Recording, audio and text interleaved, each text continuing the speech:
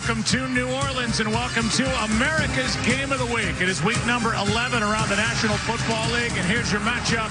The Philadelphia Eagles on the road to take on the New Orleans Saints.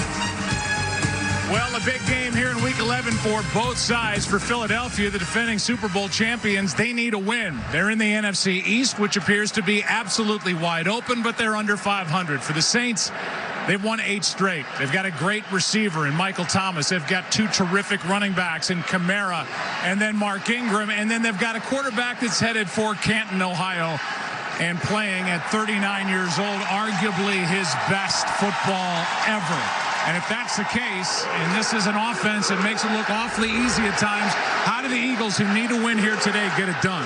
I think Jim Schwartz has been asking himself that all week long, and ideally you would like to be able to run the football on offense and then minimize the possessions for Drew Brees, but that's harder to do than you can imagine. So I think the burden really comes down to this defense and how are they going to be able to get pressure on Drew Brees. He hasn't been sacked very often, so that's going to be a real challenge for them.